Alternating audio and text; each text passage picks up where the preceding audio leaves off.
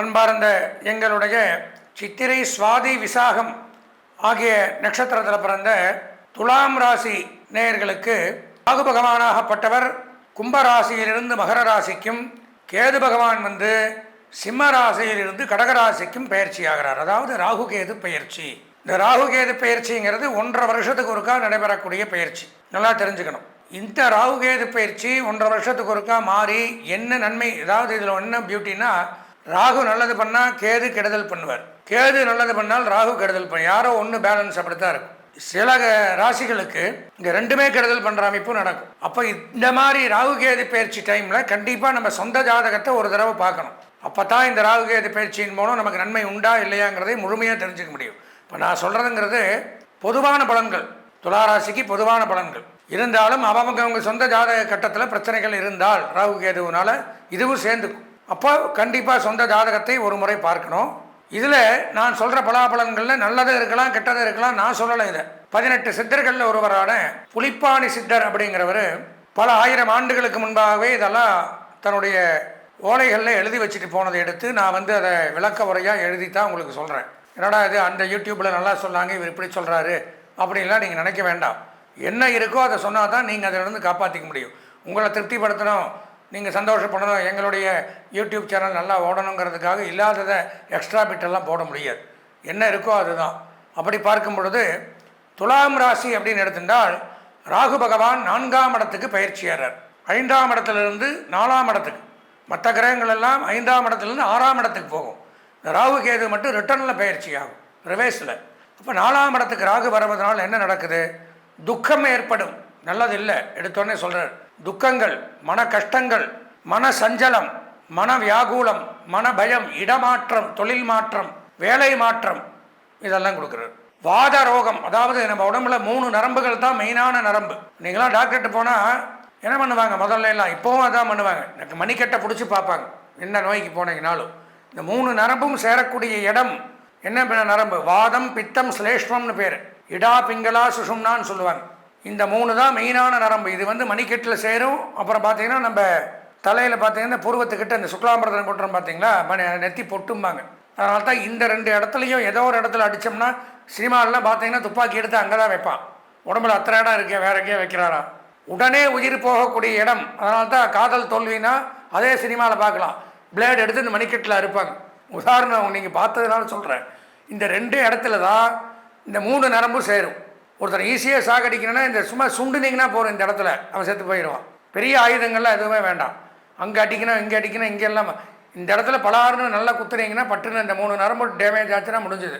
அப்போது அந்த 3 நரம்புகளில் வாதம் அப்படிங்கிறது சில நரம்பு, ரத்தமும் நரம்பும் சேர்ந்து நடத்தக்கூடிய சேர்க்கையை உடலில் செய்யக்கூடியதான் இந்த வாத நரம்பனுடைய வேலை. அது சம்பந்தமான நோய்கள் வரும் அப்படிங்கிறது போட்டிருக்காரு. வாத ரோகம் அப்படின்னா இந்த மாதிரி 4ஆம் இடத்துல ராகு வரும் பொழுது அந்த நரம்புனால் என்னென்ன டிசீஸ் வருமோ அதெல்லாம் வரும். அது டாக்டர்களுக்கு தெரியும். இந்த நரம்பு இப்படி வேகமாக துடிச்சா இந்த நோய்கள் இவனுக்கு இருக்கலாம். அப்போ இந்த வாத சம்பந்தமான நோய்கள் வரக்கூடிய அமைப்பு உண்டாகும். 2வது தேவையில்லாத மனோபயம். எதுக்கெடுத்தாலும் பயம். இது இப்படி ஆயிருமோ, அப்படி ஆயிருமோ, பையனை கடைக்கு பால் வாங்குற கமிச்சா விழுந்துருவானோ, நானே போயிட்டு வரேன், இப்படி சம்மந்தமில்லாத பயம், தேவையில்லாத பயம், இதெல்லாம் ஏற்படும். பிரயாண விக்னம். எங்கேயா புறப்படுவீங்க போகலான்னு தடை. வேண்டாம்ப்பா, கோயிலுக்கு போகலான்னுங்களா, வேண்டாம், ஒன்றும் ஒரு நாளைக்கு போய்க்கலாம், இல்லை ஊருக்கு போகலாம், ஏதோ சினிமாவுக்கு போகலாம், கடைவீதி எதுக்கு கிளம்புனாலும் புறப்பாட்டு தடை. அதான் பிரயாண விக்னம். எதுக்காக புறப்பட்டாலும் அது தடை ஏற்பட்டுரும். இல்லை எதையா மறந்துட்டு வந்துடுறது, மறுபடியும் வீட்டுக்கு போகிறது, போகிற காரியம் நடக்காது. இந்த மாதிரிலாம் இதுக்கு பேர் பிரயாண விக்னம். இதெல்லாம் அனுபவத்தில் தெரியும், நான் சொன்னால் புரியாது. அபாயம். அபாயம்னா டேஞ்சர். திடீர்னு தேவையில்லாத நடந்து போயிட்டே இருப்பீங்க, பெரிய குழியில் விழுகிறது. இந்த மாதிரி எதிர்பாராத விபத்துக்களை சந்திப்பதற்கு பேர் அபாயம்னு பேர். பயம், அபாயம். அபயம் அப்படின்னா காப்பாற்றுறது, அபாயம் அப்படின்னால் காப்பாற்றாமல் விடுறது. நல்லா தெரிஞ்சுக்கணும். சுவாமிக்கு 2 கை இருக்கும். எல்லா சுவாமியும் கை இப்படி வச்சுருப்பாங்க. ஒரு கைக்கு பேர் அபயஹஸ்தம், இன்னொரு கைக்கு பேர் வரதஹஸ்தம்னு பேர். அப்போது அபாயம்னா துக்கத்தை கொடுக்குது. சுகம் குறையும். வீட்டில் துயரமான சம்பவங்கள் நடைபெற வாய்ப்புகள் அதிகம். ஜாக்கிரதையாக இருக்கணும் துளாராசிக்காரர்கள். முன்னேற்ற தடை உண்டாகும். நீங்கள் எதில் போனீங்கனாலும் அது முன்னேற முடியாமல் தடை ஏற்படுத்துவாங்க. தாய்க்கு உடல்நலக் கோளாறுகள் ஏற்படும், உடல்நலம் குறையும். தாய்க்கு கண்டம், தாய்க்கு ஆகாத நேரம்னே போட்டாங்க. யார்? துளாராசிக்காரங்களுடைய அம்மாவுக்கு. ஜாக்கிரதையாக இருக்கணும். இதுக்கெல்லாம் தான் சொல்கிறேன், சொந்த ஜாதகத்தை ஒரு தடவை பார்க்கணும். பந்துக்கள் பகை, உறவினர்கள் பகை உண்டாகுது. சதா பிரயாணம் இருந்து கொண்டே இருக்கும். ஊர் சுற்றிகிட்டே இருக்கணும், எதுக்கு போகிறேன்னே தெரியாது, வீட்டில் இருக்கவே முடியாது, வீடு தங்க மாட்டாவேன் அப்படிங்கிறாங்க. அந்த மாதிரி ஒரு சூழ்நிலை. மாணவர்களுக்கு படிப்பில் தடை ஏற்படும் போட்டார் சித்தர். அப்போது 4ஆம் இடத்துல ராகு இருக்கிறதுனால துலா ராசிக்கு சுத்தமாக நன்மைகள் இல்லை அப்படிங்கிறது முடிவாகுது. சரி, 10ஆம் இடத்திற்கு கேது வரார். கேது பயிற்சி எப்படி இருக்குது அப்படிங்கிறத புலிப்பான சித்தர் என்ன சொல்கிறாருன்னு பார்த்தா, பூமி மனை வீடு லாபம், புதிய வீடு வாங்கலாம், மனை வாங்கலாம், இடம் வாங்கலாம், நிலம் வாங்கலாம், சொத்து வாங்கலாம், அசையாத சொத்துக்கள் வாங்கலாம், பொருள் சேமிப்பு உண்டாகும், பொன் பொருள் ஆடை ஆபரணம் வஸ்திரம் நகை நட்டுக்கள் வாங்கலாம். குறிப்பாக வங்கி ஊழியர்கள், நிதி நிறுவனங்களில் பணியாற்றக்கூடியவர்கள், பங்கு வர்த்தகதாரர்கள், ஷேர் மார்க்கெட்டிங் பிஸ்னஸ் பண்ணுறவங்க, ஜவுளி வியாபாரிகள், டெக்ஸ்டைல் பிஸ்னஸ் பண்ணக்கூடியவர்கள், ஜுவல்லரி ஆபரண தயாரிப்பு ஆபரண வியாபாரங்கள், ஈயம் பித்தளை இரும்பு தங்கம் காப்பர் வெள்ளி உலோக தொழில் பண்ணக்கூடியவர்களுக்கு நன்மை. செய் தொழிலில் லாபம், சேமிப்பு அதிகரிக்குமா. இந்த காலகட்டத்தில் 10 ரூபா வந்தால் 8 ரூபா சேர்த்து வைக்கலாமா. செய் தொழிலில் பல இடங்களில் கிளைகளை ஏற்படுத்துதல், வியாபாரத்தை பல இடங்களில் விரிவுபடுத்தக்கூடிய அமைப்பு உண்டாகுது. மேல் அதிகாரிகளின் ஆதரவு உண்டு. நீங்கள் என்ன தொழில் பண்ணாலும் உங்களுடைய எஜமானனாக இருக்கட்டும், பாஸாக இருக்கட்டும், முதலாளியாக இருக்கட்டும், அல்லது உங்களுக்கு மேல் அதிகாரிகளாக இருக்கட்டும், அவர்களுடைய ஆதரவுகள் உண்டு. உறவினர்கள், நண்பர்கள், பிள்ளைகள் உதவி புரிவார்கள். இந்த காலகட்டத்தில் அதிக அளவு லாபம் ஏற்படும். ஸ்தல யாத்திரை, புனித ஸ்தலங்களுக்கு புனித கோவில்களுக்கு செல்லக்கூடிய நேரம், அந்நிய தேச பிரயாணம், வெளிநாட்டு பிரயாணங்களை மேற்கொள்ளலாம். கேது பெயர்ச்சி நல்லா இருக்குது, ராகு பெயர்ச்சி சரியில்லை. இப்போ எதை எடுத்துக்கிறது? ராகு நல்லது, கேது நல்லது பண்ணுறதை எடுத்துக்கிறதா, ராகு கெட்டது பண்ணுறது நமக்கு நடக்குமா? ரெண்டுமே சித்தர் தான் போட்டிருக்காரு. அப்போது இந்த குழப்பங்கள் வரும். அப்போ நம்ம என்ன பண்ணணும்? நம்ம சொந்த ஜாதகத்தில் இந்த ராகுவும் கேதுவும் எங்கே இருக்காங்கங்கிறத பார்த்து தான் இதை முடிவே பண்ண முடியும். எப்போவுமே ராகு கேது பயிற்சியினுடைய முழு பலனையும் இந்த 1.5 வருஷத்துக்கு நம்ம அனுபவிக்கணும்னால் கண்டிப்பாக சொந்த ஜாதகம் பார்க்கணும். அதனால் நீங்கள் பண்ண வேண்டியது ஒரே காரியம், எங்களுடைய அலைபேசி எண்ணான 9865098370 இந்த எண்ணிற்கு தொடர்பு கொண்டு உங்கள் சொந்த ஜாதகத்தை பார்த்து இந்த ராகு கேது பயிற்சியினுடைய தோஷங்கள் இருக்கா, என்ன பரிகாரங்கள் பண்ணணும், அதுக்கு அதை நிவர்த்தி பண்ணிட்டு இந்த ஆண்டு அதிர்ஷ்டமான வண்ணம் வெள்ளை, அனுகூலமான திசை கிழக்கு, அதிர்ஷ்டமான எண் 2, வணங்க வேண்டிய தெய்வம் மகாலட்சுமி.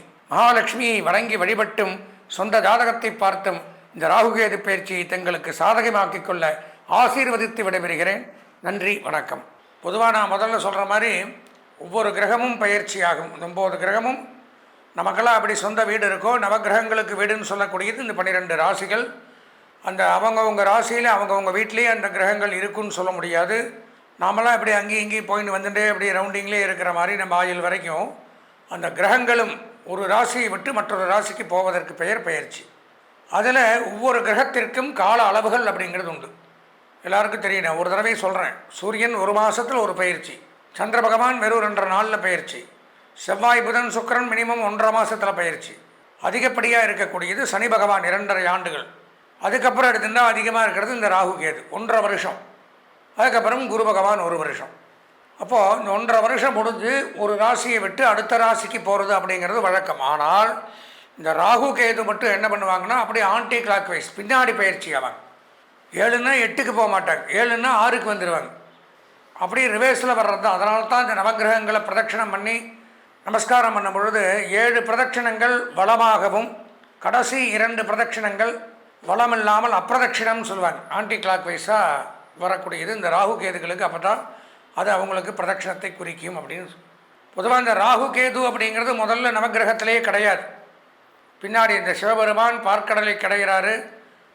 எதுக்கு கிடைகிறார்? அதாவது மந்திரகிரி அப்படிங்கிற மலையை மற்ற மாதிரி திருப்பி கூர்மையாக வச்சுக்கிறார்.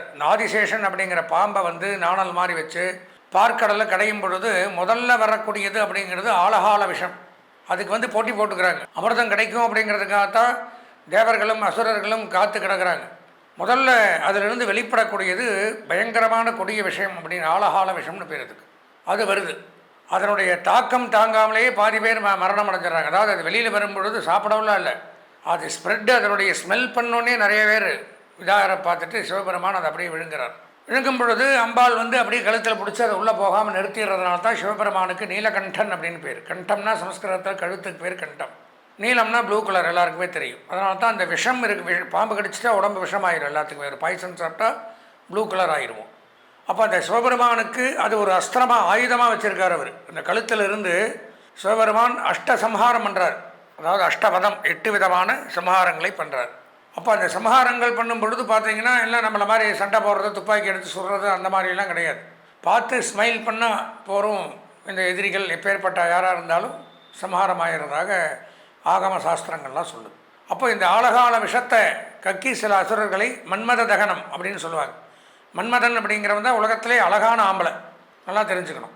அவன் என்ன பண்ணுறான், ஒரு சமயம் பார்வதி தேவி மேலே பிரியம் கொண்டுடுறான். இதை சிவபெருமான் அம்பாள் தெரிவிக்கும் பொழுது அவனுக்கு மட்டும் சம்ஹார காமதகன மூர்த்தின்னு பேர். 8 சம்ஹாரத்தில் அவனு ஒன்று. திருக்குறுக்கை அப்படின்னு ஒரு ஊர் இருக்குது கும்பகோணத்துக்கிட்ட, அந்த இடத்துல நடந்திருக்கு காமதகன மூர்த்தி. இந்த மாதிரி 8 ஊர் பிரம்மா சிரஸ் எடுத்தது, திருக்கண்டியூர், இந்த மாதிரி திரிபுர சம்ஹார மூர்த்தி, திரிபுவனம்னு ஒரு ஊர், இந்த மாதிரி நிறையா உண்டு. அது எதுக்காக இதை சொல்ல வரேன்னா, இந்த ஆழகால விஷத்தை பயன்படுத்தி அதை சிரித்தோடனே அந்த தொண்டையில் இருக்கிற விஷமாகப்பட்டது ஸ்ப்ரெட் ஆகி பூரா அந்த ஆப்போசிட்டில் இருக்கக்கூடிய சத்ருக்களை சம்ஹாரம் பண்ணிடும். அப்போ அந்த டைமில் இந்த பார்க்கடலை கடையும் பொழுது தேவர்களோடு தேவர்களாக இந்த ராகு கேதுவும் அசுர குலத்தை சார்ந்தவர்கள் உட்கார்ந்துருக்காங்க. இதை சந்திர பகவான் கண்டுபிடிச்சிட்றார். கண்டுபிடிச்சி சிவபெருமான்கிட்ட சொல்லும் பொழுது, சரி இவனுக்கு தனியாக ஒரு உருவத்தை கொடுக்கணும், பார்த்தா தெரிகிற மாதிரி ஈஸியாக அடையாளம் எங்கே ஒழிஞ்சாலும் தெரிகிற மாதிரி அடையாளத்தை கொடுக்கணும். அப்படிங்கிற காரணத்தினால ராகு பகவானுக்கு பாம்பு சரீரமும் உடல் பாம்பு மாதிரி இருக்கும். ராகுவுக்கு நல்லா தெரிஞ்சுக்கணும். கேது பகவானுக்கு சிரசு பாம்பு மாதிரி இருக்கும். இந்த விஷத்தை இது பண்ணுறதுனால அவனுக்கு சர்ப்ப சரீரம், சர்ப்ப தேகம், சர்ப்ப சிரசு. கேதுக்கு பாம்பு தலையும் ராகுவுக்கு பாம்பு உடலையும் கொடுத்து நவகிரகத்தோடு நீங்கள் சேர்ந்து உட்கார்ந்ததுனால 8வது 9வது கிரகமாக ஆன்டி கிளாக் வைஸாக நீங்களும் இருங்க. இந்த ராகு கேது அப்படின்னு எடுத்துனோம்னால் முழுமையாக இவாளுடைய ஒரு வேலை என்ன அப்படின்னு பார்த்தால், ராகு திசை அப்படிங்கிறது 18 வருஷம், கேது திசை 7 வருஷம். இவங்க 2 பேருமே நன்மைகளை செய்வார்களான்னு பார்த்தால், அதாவது 99% கெடுதல் தான், 1% நன்மை. ராகுவை போல் கொடுப்பார் இல்லை, கேதுவை போல் கெடுப்பார் இல்லைன்னு ஒரு வாக்கியம் உண்டு. ஏது திசை வந்தாலும் கேது திசை வரக்கூடாதுங்கிற வாக்கியம் உண்டு. ஒருத்தனை கேது திசை வந்துருச்சு, கேது புத்தி நடக்குது, கேது ஜாதகத்தில் சரியில்லைன்னா அவன் ரொம்ப எப்பேற்பட்ட ஆளாக இருந்தாலும் மரியாதை குறைவு, அவமானங்கள், அவன் பெரிய படிப்பாளியாக இருக்கட்டும், பெரிய பணக்காரனாக இருக்கட்டும், அப்படியே டவுன் ஆகி அந்த இடத்துல கீழே வந்துடுவோம். அதே மாதிரி ராகுவும் அப்படி தான். 18 வருஷத்தில் இந்த ராகு திசையில் கேது புத்தி நடக்கிறது. இந்த மாதிரி சில தசாபுத்திகள் காலகட்டத்தில் எல்லாம் பயங்கரமாக உடல்நலக் கோளாறுகள், அதே சமயம் அந்த கேன்சர் அந்த மாதிரி நோய்களை கொடுக்கறது, நரம்பு கோளாறுகள், இரத்த சம்பந்தமான நோய்களை கொடுக்கறது, இதெல்லாம் ராகுவனுடைய வேலை. அதே சமயம் கேது மோட்சத்தை கொடுக்கக்கூடியவர். கேது 12ஆம் இடத்துல ஒருத்தனுடைய கட்டத்தில் இருந்தால் மோட்சமும் கிடைக்கும். ஞானம், அறிவு, ஆன்மீக நாட்டங்கள், இறை வழிபாடு, இதுக்கெல்லாம் கேது அதிபதி. வெளிநாடு போகணும், அந்நிய தேசம் கடல் கடந்து பயணம் பண்ணணும்னா அதுக்கும் ராகு கேது தான். அப்போ சில நன்மைகளையும் தருவார்கள், சில கெடுதலையும், அதிக கெடுதல்களையும் சில நன்மைகளையும் தரக்கூடிய கிரகங்கள் தான் இந்த ராகு கேது. ஏன்னா சாயா கிரகம், நிழல் கிரகம். நான் சொன்ன மாதிரி தனக்குன்னு சொந்த வீடு கிடையாது. இப்போது மற்ற கிரகங்கள்லாம் எடுத்தோம்னா சொந்த வீடு உண்டு. வீடுன்னா என்ன, ராசி தான் வீடு. சூரியனுக்கு சிம்ம ராசி சொந்த வீடு, சந்திரனுக்கு கடகராசி சொந்த வீடு, செவ்வாய்க்கு மேஷம் விருச்சிகம் சொந்த வீடு, புதனுக்கு மிதுனம் கன்னி சொந்த வீடு, சுக்கிரனுக்கு ரிஷபம் துலாம் சொந்த வீடு, சனிக்கு மகரம் கும்பம். முடிஞ்சு போச்சு. சூரியன் சந்திரன் ஒரு வீடு, மீதி இருக்கிற 5 கிரகத்துக்கு 2 வீடு, 2 10, அது 11 12 சரியாக போச்சு. இப்போ ராகுகேதுகளுக்கு வீடுன்னா இப்போ பெயர்ச்சியாகி எந்த வீட்டுக்கு வராங்களோ, எந்த ராசிக்கு பெயர்ச்சியாகி வராங்களோ அது அவங்களுக்கு சொந்த வீடாக விளங்குது. அப்பேற்பட்ட இந்த ராகுகேது பெயர்ச்சி அப்படிங்கிறது 1.5 ஆண்டுகள் கழித்து வருகின்ற மங்களகரமான பராபவ வருஷம் ஐப்பசி மாதம் 27ஆம் நாள் 31/11/2026 வர நவம்பர் மாதம் 31ஆம் தேதி வெள்ளிக்கிழமை அன்னைக்கு சாயந்தரம் 5 மணிக்கு 14 நிமிடத்திற்கு ராகு பகவான் கும்பராசியிலிருந்து மகர ராசிக்கும், அப்படி பேக் சைட், கேது பகவான் சிம்ம ராசியிலிருந்து கடகராசிக்கும் பயிற்சியாகிறார். அப்போது அந்த 1.5 வருஷத்திற்கு ராகுக்கு மகரம்தான் வீடு, கேதுக்கு கடகம்தான் வீடு. அப்போ அங்கே இருக்கிற தரவாயில் மற்ற 12 ராசிகளுக்குமே என்னென்ன நன்மை தீமைகளை பொதுவாக ஒன்று எடுத்துக்கணும். ஜோதிட சாஸ்திர பிரகாரம் ராகு நன்மையை செய்தால் கேது கெடுதலை செய்வார், கேது நன்மையை செய்தால் ராகு கெடுதலை செய்வார். ஒன்று ஆப்போசிட், ஒன்று ப்ளஸ், அப்படி தான் இருக்கும். இப்போது இந்த 2026 பயிற்சி ஆச்சுன்னா மறுபடியும் 2028 தான் வரும். அப்பேற்பட்ட இந்த பயிற்சியின் மூலமாக என்னென்ன ராசிகள் எப்படி இருக்கணும், என்ன நன்மைகள் செய்யணும், இது போக ஏன் இதை சொல்கிறேன்னா, இந்த ராகு கேது பயிற்சியில் ஒன்று நல்லது, ஒன்று கெட்டது. கண்டிப்பாக இப்போ கெட்டது பண்ணுச்சுன்னா நல்லதை அடக்கிடும். எப்போவுமே கெட்டவனுக்கு தான் பலம் ஜாஸ்தி. கெட்டவன் சீக்கிரம் ஒரு காரியத்தை முடித்தவன், நல்லவன் எல்லாம் முடிஞ்சதுக்கப்புறம் லேட்டாக தான் வருவான், புரிஞ்சுக்குங்க. அப்போ நம்ம சொந்த ஜாதகத்தில் ராகு கேது எப்படி இருக்குது அப்படிங்கிறத முதல்ல தெரிஞ்சுக்கணும். அதில் அனுகூலம் இல்லைன்னால் இதில் நல்லது பண்ணாலும் அங்கே எடுபடாது. பாத்திரம் அறிந்து பிச்சை போடுங்கிறான். பிச்சை போட்டால் அந்த பாத்திரம் ஓட்டையாக இல்லாமல் இருந்தால் தானே போட முடியும். உங்கள் ஜாதகத்தில் ராகுவும் கேது வீக்கு, இங்கே சூப்பராக இருக்குன்னா அங்கே ஒன்றும் பிரயோஜனமே இல்லை, டம்மி. அப்போது இந்த ராகுகேது பெயர்ச்சி பொதுவான பலன்கள் 12 ராசிகளுக்கும் ஒரு புறம் இருந்தாலும் நம்மளுடைய சொந்த ஜாதகத்தில் இந்த ராகுகேது 1.5 வருஷத்துக்கு அனுகூலமாக இருக்கா, ராகு திசை நடக்குதா, கேது திசை நடக்குதா, கேது திசையில் ராகு புத்தி நடக்குதா, ராகு திசையில் கேது புத்தி நடக்குதா, இதெல்லாம் தெரியுமா? இப்படி எல்லாம் ஒரு கணக்குகள் உண்டு. இதில் ஏதாவது பிரச்சனைகளோ இருந்தால் சொந்த ஜாதகத்தில் ராகு இருக்கக்கூடாத இடத்துலையும் கேது இருக்கக்கூடாத இடத்துலையும் இருந்தாலும் பல தொல்லைகளை அனுபவிக்கிறேன். ஏன்னா நான் முதல்ல சொன்னேன், மற்ற 7 கிரகங்கள் மாதிரி இவங்க 2 பேரும் கிடையாது. இவங்க 2 பேரும் பயங்கரமாக ஒரு கெடுதலை பண்ணக்கூடிய கிரகங்கள் தான் முதல்ல எடுத்துக்கணும். ஏன்னா 2 பேரும் விஷம், பாம்பு. ராகு காலங்கிற அந்த டைமில் என்ன நல்லது பண்ணுறீங்க? 9 10 ராகு காலம், 10 12 யமகண்டம். யமகண்டம் கேது குறிக்குது, ராகு காலம் ராகு குறிக்குது. அப்போ எதுவுமே பண்ணுறதில்ல. அப்போ 2 பேருமே நல்லது பண்ண மாட்டாங்க. பண்ணாத காலத்தில் இதில் நன்மை பண்ணினாலும் நம்ம சொந்த ஜாதகத்தில் நன்மை பண்ணக்கூடிய இடத்துல அந்த கிரகங்கள் இருக்காங்கிறத தெரிஞ்சுக்கணும். அதற்கு நம்ம சொந்த ஜாதகத்தை கண்டிப்பாக இந்த பலரை கேட்டுட்டு ஒரு முறை சொந்த ஜாதகத்தை நீங்கள் பார்க்கணும். அதுக்கு ஒன்றும் பண்ண வேண்டாம். என்னுடைய அலைபேசி எண் இதிலேயே வரும். அதாவது 9865 09837 98650 98370.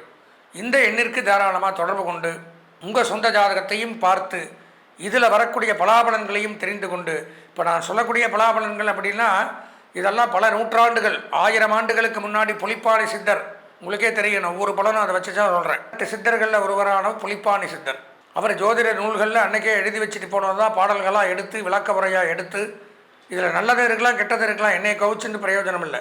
நன்மை வந்தால் நல்லது. நான் தான் சொல்லிட்டேன், ராகு நல்லது பண்ணால் கேது கெடுதல் பண்ணுவார், கேது நல்லது பண்ணால் ராகு கெட்டது தான். அப்போ அதுக்கு தான் நான் சொல்கிறது, சொந்த ஜாதகத்தை பார்த்தா அதில் 2 சூப்பராக இருந்ததுன்னா இதை பற்றி கவலைப்பட வேண்டாம். அதனால் இதனுடைய பலாபலன்கள் அப்படின்னு எடுத்துட்டால் 31/11/2026 அன்றைக்கி பயிற்சி ஆகிறாங்க. மேஷராசிக்கு ராகு 10ஆம் இடத்துக்கு வராரு, கேது 4ஆம் இடத்துக்கு வரார். ரிஷபராசிக்கு ராகு 9ஆம் இடத்திற்கும் கேது 3ஆம் இடத்திற்கும் வரார். மிதுன ராசிக்கு ராகு 8ஆம் இடத்திற்கு வரார், கேது 2ஆம் இடத்திற்கு வரார். கடகராசி அப்படின்னு எடுத்துட்டால் ராகு 7ஆம் இடம், கேது ஜென்மத்துக்கே வரார், ராசிக்கே வரார். கேது வந்தாலும் கேது வரக்கூடாது, நல்லா தெரிஞ்சுக்கணும். சிம்ம ராசிக்கு ராகு 6ஆம் இடம், கேது 12ஆம் இடம். கன்னி ராசிக்கு ராகு 5ஆம் இடத்திற்கும் கேது 11ஆம் இடத்துக்கும் வராங்க. துலாம் ராசிக்கு ராகு 4ஆம் இடத்துக்கு வரார், கேது 10ஆம் இடத்துக்கு வரார். விருச்சிக ராசிக்கு ராகு 3ஆம் இடத்திற்கும் கேது 9ஆம் இடத்திற்கும் வரார். தனுசு ராசிக்கு ராகு 2ஆம் இடத்திற்கும் கேது 8ஆம் இடத்திற்கும் வரார். மகர ராசிக்கு ராகு ஜென்மத்திலும் கேது 7ஆம் இடத்துக்கும் வரார். விரிவான பலன்களை சொல்கிறேன், பொதுவாக இடத்தை மட்டும் சொல்கிறேன். கும்பராசிக்கு ராகு 12ஆம் இடத்திற்கும் கேது 6ஆம் இடத்திற்கும் வரார். மீனராசிக்கு ராகு 11ஆம் இடம் லாபஸ்தானத்திற்கும் கேது 5ஆம் இடம் பூர்வ புண்ணியஸ்தானத்திற்கும் வரார். இந்தந்த இடத்திற்கு வரும் பொழுது என்ன நன்மை தீமைகளை செய்ய போகிறார் அப்படிங்கிறது தான் இந்த பதிவில் நம்ம ஒவ்வொரு ராசி வாரியாக தனித்தனியாக பார்க்கிறோம். இதுவரை நாம் இந்த 2026ஆம் ஆண்டு பெயர்ச்சியான இந்த ராகுகேது பெயர்ச்சியினுடைய பலாபலன்களை விரிவாக கண்டோம். பொதுவாக எடுத்துனோம்னா நான் சொன்ன மாதிரி இந்த ராகுகேது பயிற்சி ஒரு கிரகங்கள் சில பேருக்கு நல்லது பண்ணது, ஒரு கிரகங்கள் சில பேருக்கு கெடுதல்களை பண்ணது. அதற்கு அதிதேவதைகள் உண்டு. அந்தந்த அதிதேவதைகளுடைய வழிபாடுகளையும் பூஜைகளையும் நாம் செய்து பரிகாரங்களையும் செய்து, அதுக்கு என்ன பரிகாரம் பண்ணணும் அப்படின்னா நான் சொன்ன மாதிரி தான் சொந்த ஜாதகத்தையும் பார்த்து தசாபுத்தியும் மெயினாக தெரிஞ்சுக்கணும் நம்ம. ஏன்னா அந்த ராகுகேது தசை நடக்காமல் இருக்கணும். அதுபோக ராகுகேதுங்கிறவங்க நல்ல இடங்களில் இருக்கணும். இப்படி எல்லாம் ஒரு நன்மை அப்படிங்கிறது நம்ம ஜாதகத்துக்குள்ளே. இப்போ நான் சொன்ன பலன்கள் அப்படிங்கிறது பொதுவாக இப்போ கடகராசின்னு எடுத்தனால் கடகராசியில் இந்த நீங்கள் பார்க்குற நீங்கள் ஒருவர் மட்டும் கிடையாது, பல கோடி பேர் உலகத்தில் இருக்கலாம். இதெல்லாம் அவங்க எல்லாருக்கும் ஷேராக இருக்குது. நமக்குன்னு ஒரு இண்டிவிஜுவல் ஜாதகம் இருக்குது. அதில் நன்மைகளை தரக்கூடிய இடத்துல இந்த ராகுகேதுக்கள் இருந்துட்டால் நம்ம பயப்பட வேண்டும். ஏன்னா இந்த ராகுகேதுங்கிறவங்க தான் பல விஷயங்களை வாழ்க்கையில் நிர்ணயம் பண்ணக்கூடிய கிரகங்கள். படிப்பு, உத்தியோகம், தொழில், திருமணம். திருமணத்துக்கு ராகுகேது தோஷம் இருந்தால் திருமணம் பண்ண, காதல், வெளிநாடு போகிறது, இந்த மாதிரி பலவேறு கடன், இதுக்கு எல்லாத்துக்குமே நோய் நொடிகள், மருத்துவ செலவு, மருந்தில்லாத நோய்கள், இந்த மாதிரி முக்கியமான பொறுப்புகளுக்கெல்லாம் இவங்களுடைய தேவை. கெடுதல்களை தரக்கூடிய கிரகமாக இருந்தாலும் அவசியமான கிரகங்கள். அப்போ நாம் என்ன பண்ணணும் அப்படின்னா இந்த பலன்களை கேட்டும் உடனே நம்மளுடைய சொந்த ஜாதகத்தை பார்த்தும் ஏதாவது இந்த 1.5 வருஷத்துக்கு நமக்கு இடையூறுகள் ஏற்படக்கூடிய தருணங்கள் இருப்பின் அதற்குண்டான பரிகாரங்களை செய்து நிவர்த்தி பண்ணி கொண்டால் இந்த ராகுகேது பெயர்ச்சி நமக்கு நன்மையை தரும், கெடுதல்களை தராது என்பதை கூறி இந்த பதிவை கேட்ட அனைவருக்கும் நன்றியை தெரிவித்து விடைபெறுகின்றேன். வணக்கம்.